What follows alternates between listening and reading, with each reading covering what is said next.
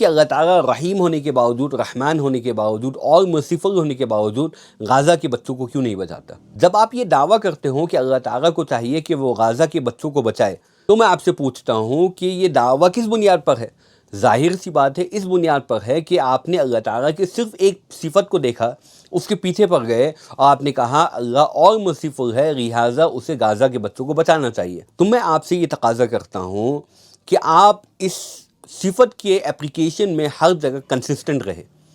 جہاں آپ نے اسے راگو کیا غازہ کے بچوں کے اوپر اور کہا اللہ تعالیٰ کو چاہیے کہ وہ اس تکلیف کو ہٹا دے اور بچوں کی حفاظت کر لے، تو وہی میں آپ سے یہ بھی کہوں گا کہ جہاں جہاں تکلیف پائی جائے آپ کو چاہیے کہ اللہ تعالیٰ کی اس صفت کو آپ وہاں بھی فٹ کریں۔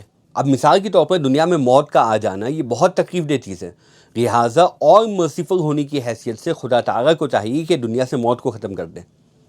دنیا میں غم ہے، پریشانیاں ہے، بیماریاں ہے، مصیبتیں ہے، ایکسیڈنٹس ہے، اللہ تعالیٰ کو چاہیے اور مرسیفل ہونے کی بنیاد پر کہ وہ ایکسیڈنٹ ہونے سے پہلے ہی بندے کو بچا لے۔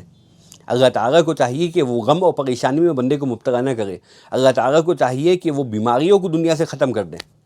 بلکہ اس سے بھی آگے چلتے ہوئے جب باپ اپنے بیٹے کو تھپڑ مارتا ہے تو باپ کے حق میں اگرچہ یہ مصلحت بھری چیز ہے، لیکن بچے کے حق میں اگر سبجیکٹیولی دیکھا جائے تو یہ تکلیف کی چیز ہے، لہٰذا اللہ کو چاہیے کہ وہ باپ کے ہاتھ کو روک دے۔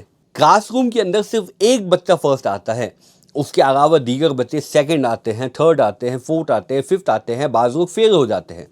فیلئر ایک بہت تکلیف دہ چیز ہے، فرسٹ نہ آنا ایک تکلیف دہ چیز ہے، لہٰذا خدا تعالیٰ کو چاہیے کہ کلاس کے اندر کوئی بھی بچہ فیل نہ ہو، کوئی بھی بچہ سیکنڈ تھرڈ نہ آئے، بلکہ ہر بچہ فرسٹ آئے۔ ایسی سینکڑوں مثالیں آپ گنواتے چلے جائیں، اور آپ کو چاہیے آپ کنسسٹنٹ رہنا چاہتے ہیں تو جہاں آپ نے غازہ پر ان سب کو اپلائی کیا ہے، ان سب جگہوں پر اس کو اپلائی کریں۔ تم مجھے بتائیے کہ کیا دنیا کا نظام قائم رہ سکتا ہے؟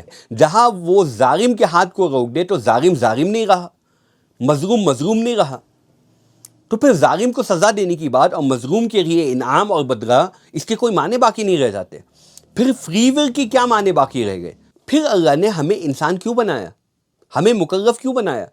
فرشتے پہلے سے موجود تھے، اللہ فرشتوں پر اکتفا کر لیتے یا کم از کم ہمیں فرشتہ بنا دیتے، یا ہم سے کانشیسنس کو ہٹا کر جانور بنا دیتے، لیکن اللہ نے ہمیں انسان بنایا فری ول کے ساتھ اور ذمہ داری کے ساتھ۔